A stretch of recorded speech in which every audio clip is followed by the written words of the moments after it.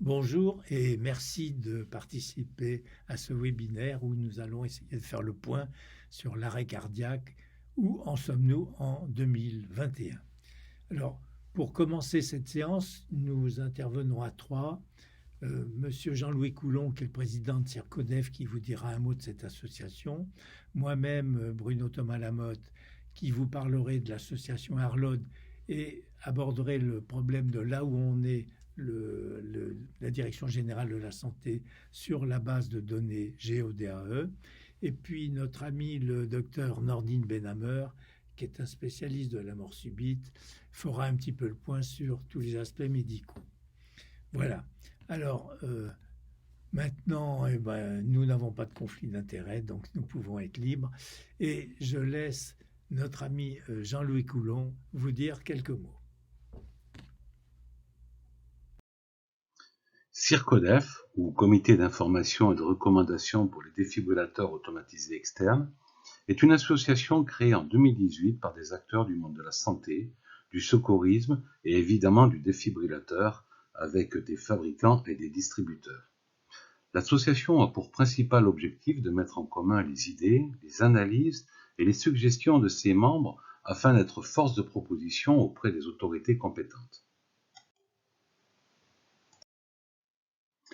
Il est incontestable que le marché et la législation le concernant ont considérablement évolué depuis mai 2007 et le décret de loi autorisant tout un chacun à utiliser le défibrillateur. Pour autant, les objectifs sont très loin d'être atteints et le chemin promet d'être long avant que la France se situe au niveau de ses voisins allemands, hollandais ou scandinaves. Rappelons qu'un Français sur 4 seulement sait pratiquer les gestes essentiels du secourisme quand les pays cités atteignent le taux de 60%. GODAE est un projet significatif de la volonté du gouvernement d'avancer sur ces sujets clés, puisqu'il permettra la localisation des DAE au profit des professionnels que sont le SAMU et les pompiers, mais aussi et surtout de valider une traçabilité que nous voulons qualifier de responsable. Il est en effet déplorable de constater que plus de 30% des DAE accessibles sur la voie publique ne sont pas en état de fonctionner. Avec l'évolution de la réglementation européenne et le passage du DAE en classe 3, classe de risque la plus élevée des dispositifs médicaux, GODAE est le projet essentiel pour l'évolution de ce marché et l'application d'une réglementation déjà existante autour de la maintenance. Que vous soyez titulaire ou non d'un défibrillateur, il est important que vous participiez à cette enquête qui pose des questions essentielles. Comment la France doit-elle évoluer afin qu'il n'y ait plus 50 000 décès du fait de la fibrillation cardiaque chaque année ? Nous savons qu'il y a 70% de ces accidents qui se passent au domicile. Quelles lois doivent-elles être appliquées afin que plus de 25% de la population connaisse les gestes qui sauvent ? Ce taux fait de la France le pays cancre de l'Europe. Aidez-nous à faire bouger les lignes en répondant à ce questionnaire. Nous vous en remercions par avance. Alors Arlode, quelques mots pour préciser, certains, la plupart nous connaissent. Nous avons démarré en gros 1 an et demi, 2 ans après le texte qui a permis, l'arrêté qui a permis au grand public d'utiliser les défibrillateurs. Notre objectif est simple, il a toujours été le même, c'est recenser et localiser les défibrillateurs pour que les services d'urgence soient capables de dire où était le défibrillateur le plus proche du lieu d'un arrêt cardiaque.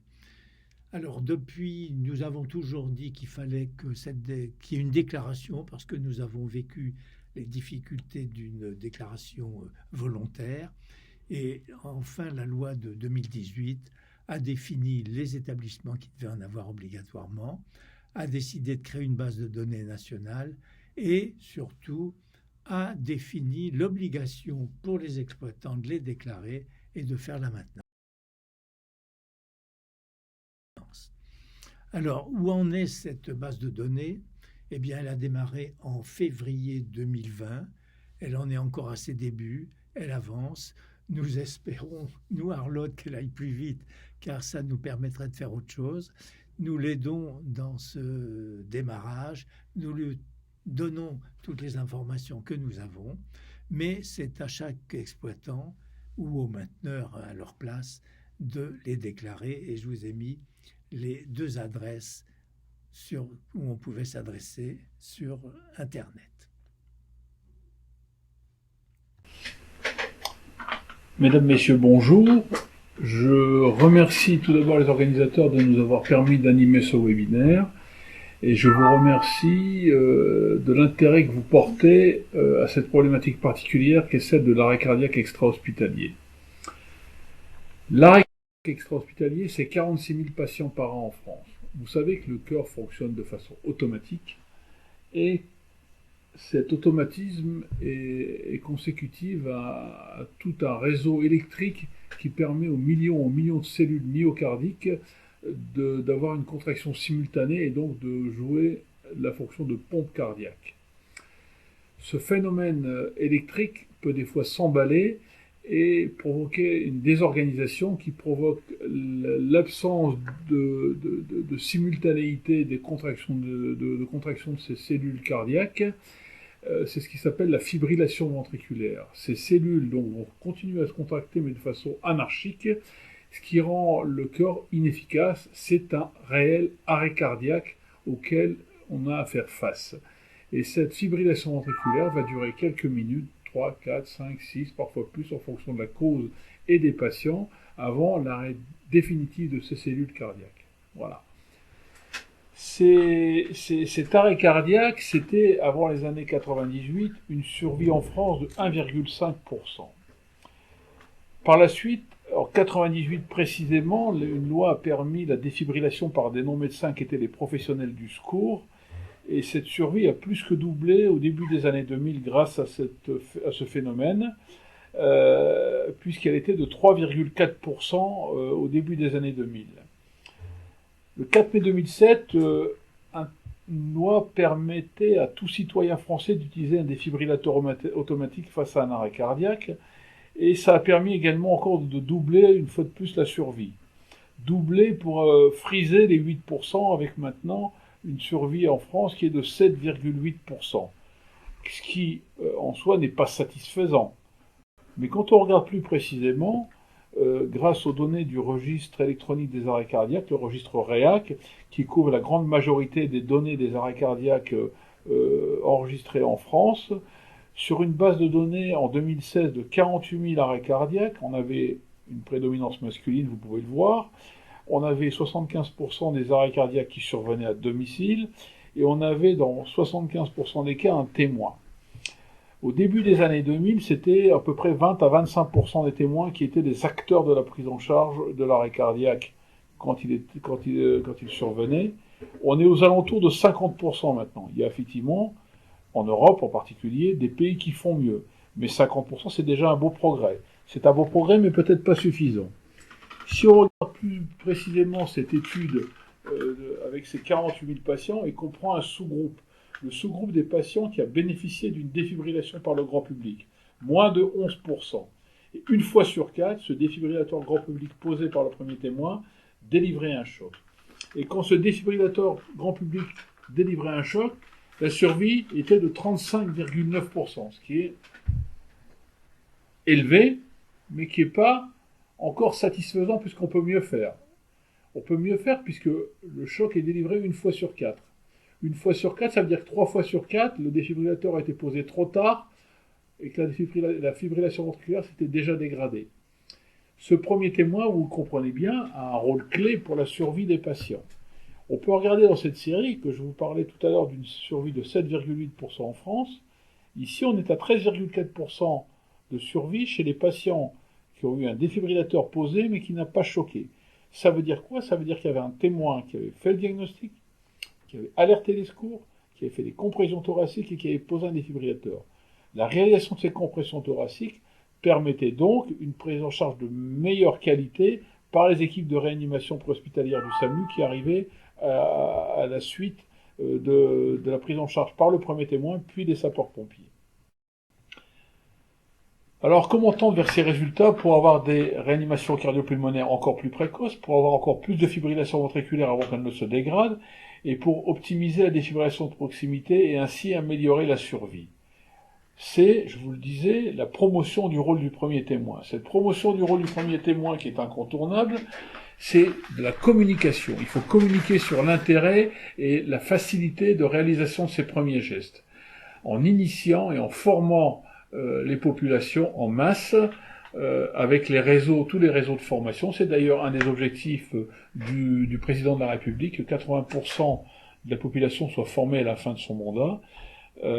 C'est également accompagner le déploiement des défibrillateurs. Ça sert à rien d'avoir un défibrillateur automatique s'il est rangé dans le tiroir du bureau du directeur de la salle de sport ou du directeur du supermarché. Il doit être accessible, visible, et les gens qui sont autour doivent savoir où il est et pouvoir l'utiliser en cas de besoin. Le défibrillateur doit vivre dans la collectivité où il se trouve pour être efficace. Si vous mettez un défibrillateur dans une gare ou dans une station de métro, certes, les usagers pourraient l'utiliser, mais ce qui est le plus important, c'est que tous les acteurs qui se trouvent autour de cet appareil, que ce soit les personnels d'entretien, les personnels commerciaux, etc., des gares et des stations de métro, doivent savoir qu'il est là et doivent avoir été initiés. Ça, c'est la base de son efficacité. Permettez-moi maintenant de vous rapporter un peu l'expérience que nous avons dans le Nord en matière de défibrillation en accès public. Dans le Nord, nous avons été un des 3 SAMU qui était pionnier avant la loi de 98 qui a permis la défibrillation par les professionnels du secours que sont les sapeurs-pompiers, les ambulanciers ou les infirmiers et autres paramédicaux. C'est un travail que nous avons réalisé depuis le début des années 2000 dans le Nord, d'accompagnement des collectivités du milieu sportif. Je suis également, en plus d'être médecin du SAMU, médecin de la Fédération française d'athlétisme, et ça m'avait permis, à l'époque, d'initier les staffs techniques et les staffs médicaux des fédérations sportives, de nombreuses fédérations sportives du Nord, grâce à l'appui du Comité olympique du Nord et puis la direction de la jeunesse et des sports, afin d'autonomiser tous les acteurs qui se trouvent dans une enceinte sportive à l'intérêt du diagnostic précoce de la prise en charge de l'arrêt cardiaque, la réalisation des premiers gestes, l'alerte précoce et la défibrillation de proximité quand un défibrillateur est disponible. C'est un travail de fourmi qui a été fait sur plusieurs années dans le département du Nord et qui était contemporain d'une étude qui a été réalisée à l'époque par le professeur Jouven entre 2005 et 2010 sur la mort subite du sportif de la population générale. Le sportif de la population générale, c'est 94% des morts subites, enfin des arrêts cardiaques inopinés pendant une activité physique. C'est vous qui faites votre jogging, c'est vous qui faites votre cyclotourisme ou votre match de foot avec les copains le week-end. C'est 94%, c'est-à-dire que le sportif de haut niveau, c'est 6% des morts subites du sportif. C'est un réel modèle de mort subite et c'est un réel modèle de prise en charge de la mort subite que cette mort subite du sportif de la population générale. Cette étude était contemporaine de toutes les actions qu'on avait menées, que je viens de vous détailler avec le SAMU du Nord. Et au moment de la publication des résultats, on s'était rendu compte qu'il y avait 2 régions qui avaient des résultats exceptionnels sur la survie.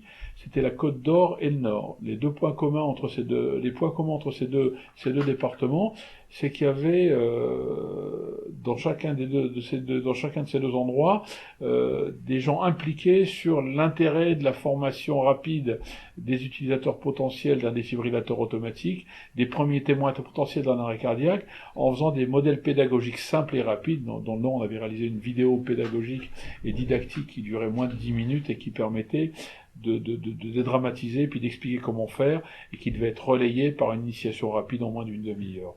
Donc c'est des résultats qui ont été publiés, comme vous pouvez le voir dans ce que j'ai mis sur cette diapositive. Tous ces résultats nous avaient conduit à créer ce qu'on appelle le centre d'expertise de la mort subite pour le nord de la France.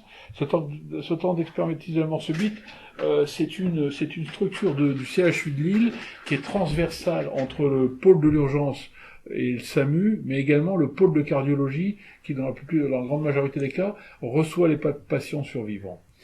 Un des objectifs, c'est également un suivi des familles de ces patients pour traiter des causes curables, comme certaines maladies particulières, comme les cardiomyopathies un petit peu compliquées. L'objectif de ce travail de promotion dans le cadre de la prévention tertiaire et de suivi dans le cadre de la prévention secondaire permet de constituer des réseaux de suivi de patients, mais permet également de faire des travaux de recherche et d'analyser précisément nos données pour voir où on peut améliorer, où géographiquement et où dans la chaîne de prise en charge et d'actions que nous menons dans le Nord. voyez que finalement, cette prise en charge de la mort subite, elle est globale, mais elle est collective surtout. Elle est collective, c'est-à-dire qu'il doit y avoir une implication des acteurs potentiels, des professionnels de santé, des collectivités publiques, et chez nous c'est les communes, c'est l'agence régionale de santé, c'est la préfecture, des collectivités privées, puisque par exemple dans le cadre des actions que nous menons, nous avons conseillé et accompagné plusieurs collectivités privées, plusieurs grandes entreprises privées, pour les autonomiser et pour leur permettre un déploiement optimal de défibrillateurs en accès public dans leurs entreprises. Je vous remercie de votre attention et je suis avec mes collègues à l'écoute de vos interrogations. Merci.